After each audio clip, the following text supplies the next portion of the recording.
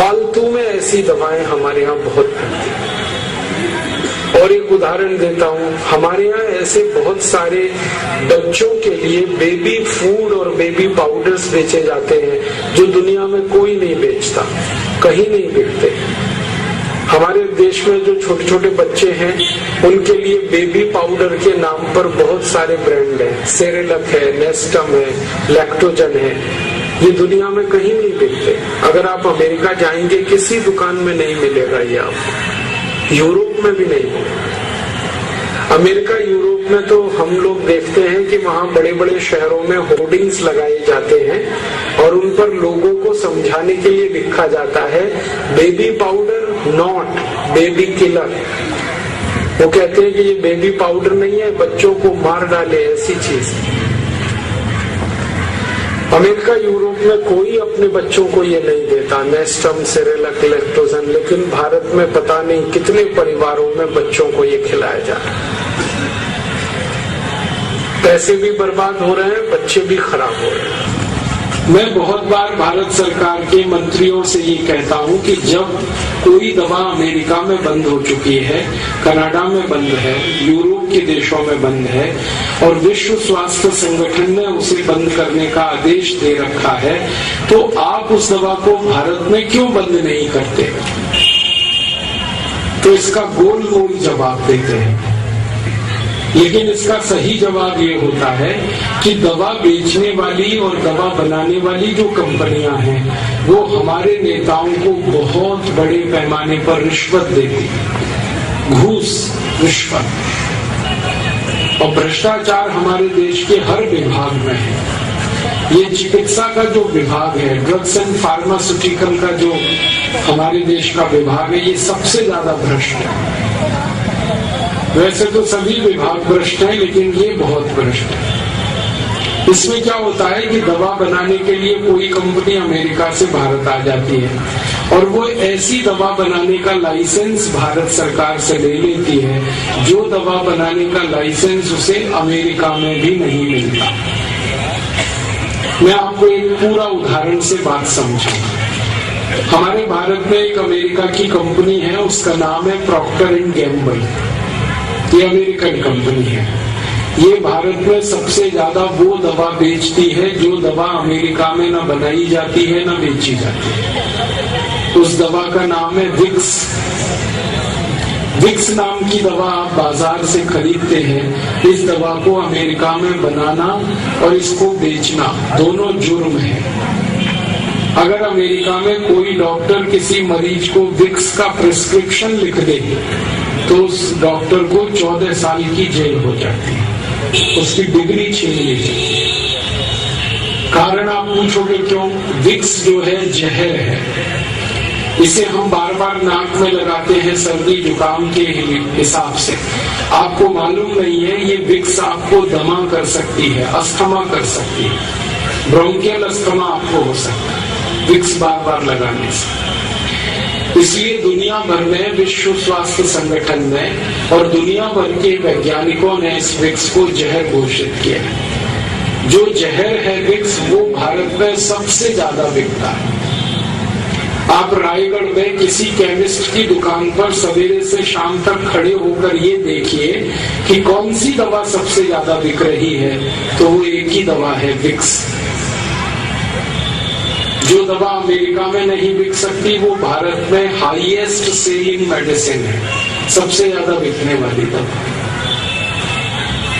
कारण क्या है? हमारे देश की सरकार ने प्रॉक्टर एंड गैम्बल कंपनी को लाइसेंस दे रखा है विक्स बनाने का और वो धड़ल्ले से बना रही है।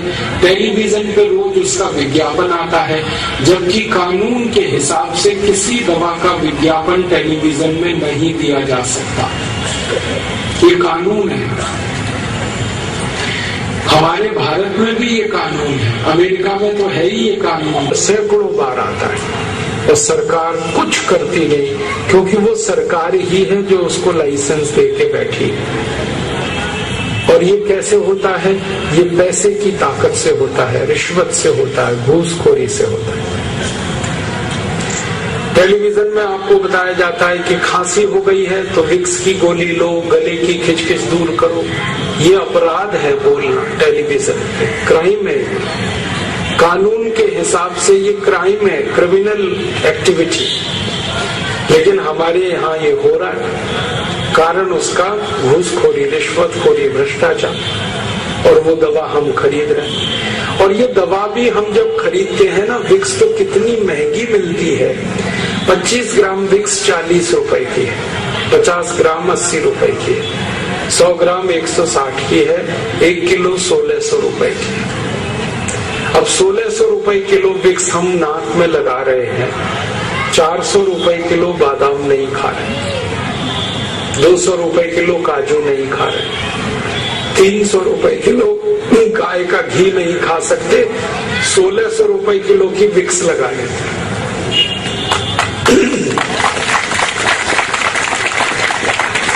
आपको मालूम है ये विक्स बनती किससे है? ये बनती है पेट्रोलियम जेली से। और पेट्रोलियम जेली अगर बाजार से आप खरीदो तो 60-70 रुपए किलो में सबसे अच्छी क्वालिटी की मिल जाती है। घटिया क्वालिटी की पेट्रोलियम जेली खरीदो 15, 20, 25 रुपए किलो में मिल जाती है। तो जो दवा 50-60 रुपए किलो में बाजार में मिल रही है पेट्रोलियम जेली, उसको एक अमेरिकन कंपनी 1600 रुपए किलो में बेच रही है। ऐसी लूट मचा रखी है इस देश में। अगर आप गणित का हिसाब निकालेंगे तो विक्स की बिक्री में इस प्रॉक्टर एंड गैम्बल कंपनी को 20,000% से ज्यादा का मुनाफा है,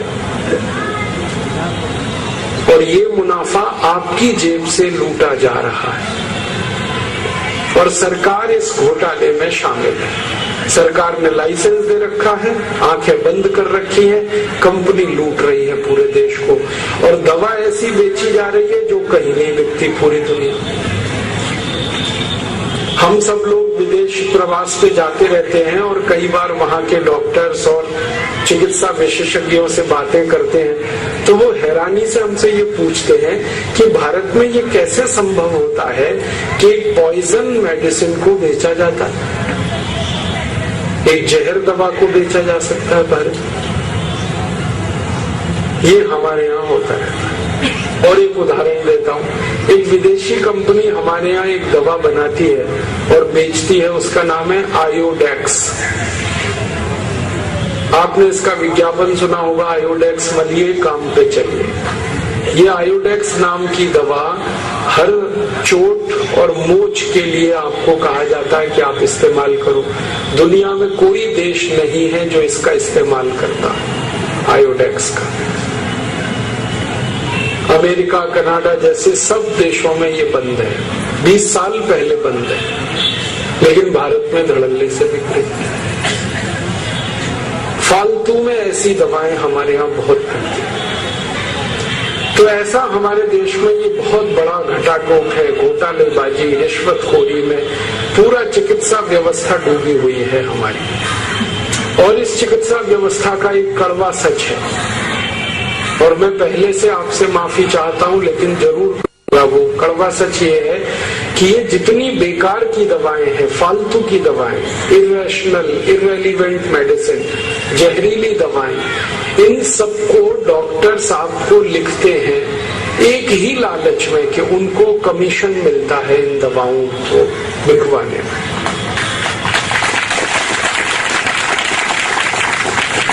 हमारे भारत के बड़े बड़े डॉक्टर्स को मैं मिलता रहता हूँ, उनकी जो प्रेस्क्रिप्शन स्लिप है वो मैं इकट्ठी करता रहता हूँ। हमारे पतंजलि योग पीठ में आप जानते हैं कि हर दिन करीब 2-2.5 हजार मरीज आते हैं, और उनमें से ज्यादा मरीज ऐसे होते हैं जो अंग्रेजी एलोपैथी के चक्कर में सब बर्बाद करा चुके हैं। किडनी खराब हो गई, लीवर डैमेज हो गया, दमा हो गया, अस्थमा हो गया, अल्सर हो गया, पेप्टिक अल्सर हो गया, अंत में आते हैं हमारे यहाँ। तो पहले कहाँ कहाँ इलाज कराया हम उनसे पूछते हैं, तो उनके प्रेस्क्रिप्शन स्लिप में देखता हूँ। तो डॉक्टर्स की लिखी हुई ऐसी ऐसी दवाएं देखकर मैं हैरान हो जाता हूँ, जिन दवाओं को कोई भी ईमानदार और संवेदनशील डॉक्टर अपने को नहीं खिला सकता, अपने घर परिवार के लोगों को नहीं दे सकता, वो दवाएं डॉक्टर मरीजों को लिखता रहता है। और जब वो स्लिप लेके हम डॉक्टर्स को मिलते हैं और कहते हैं कि आपने ये दवा कैसे लिख दी इस मरीज को, क्योंकि इस दवा के तो 100 से ज्यादा दुष्परिणाम है, दुनिया के इतने देशों में ये बैन है, आपने कैसे लिखा इसको, तो वो डॉक्टर्स जो है ना मुस्कुरा के रह जाते हैं।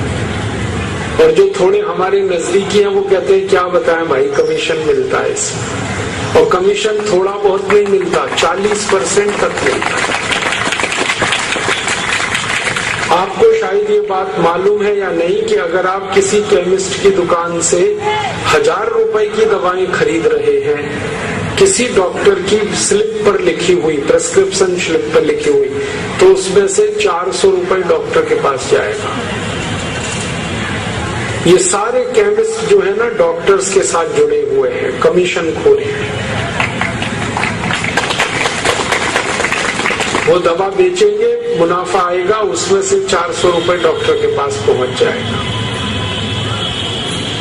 और ये काम और बड़े पैमाने पर होता है जब बड़ी बड़ी कंपनियां अपनी दवाएं डॉक्टर से लिखवाने के लिए कमीशन देती हैं।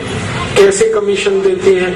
बहुत सारी कंपनियां डॉक्टर्स को कार देती हैं, गिफ्ट में कार दे देती हैं, टेलीविजन दे देती हैं, मोटरसाइकिल दे देती हैं, घर में एसी लगवा देते हैं। कई कई कंपनियां तो डॉक्टर्स के परिवारी लोगों को स्विट्जरलैंड घूमने का टिकट दे देती हैं, हांगकांग सिंगापुर का टिकट दे देते हैं, कहते हैं जाओ खरीदी करके आओ।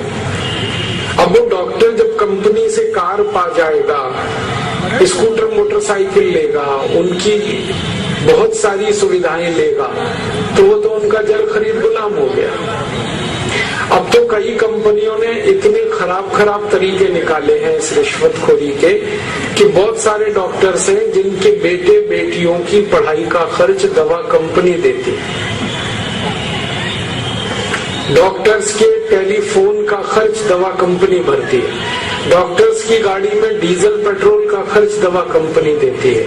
तो वो डॉक्टर वही दवा लिखते हैं जिसको कंपनी कहती है, और कंपनी वो दवाएं लिखवाती है जिसमें मुनाफा बहुत हो, और मुनाफा उन्हीं दवाओं में है जो सबसे खराब और रद्दी दवाएं।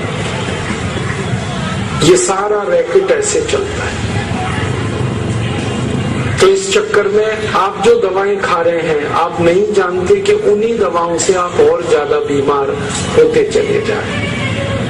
आप नहीं जानते कि कितनी ऐसी दवाएं हैं जो आपके घुटने के दर्द के लिए जिम्मेदार है। जितनी एंटीपायरेटिक और एंटी एनाल्जेसिक मेडिसिन है, ये सब घुटनों का दर्द करती है। आपको गठिया होगा, संधिवात होगा, अर्थराइटिस होगा, ऑस्टियोआर्थराइटिस होगा, रूमेटॉइड अर्थराइटिस होगा, ये सब होता है। कितनी ऐसी दवाएं हैं जो आपको मोटापा लाती है। तो इसलिए मैं आप सभी से एक निवेदन करने आया, विनती करने आया कि आप बीमारी से नहीं, बेईमान डॉक्टरों से बचो। आप बीमारी से नहीं, ये बेकार की फालतू एलोपैथिक दवाओं से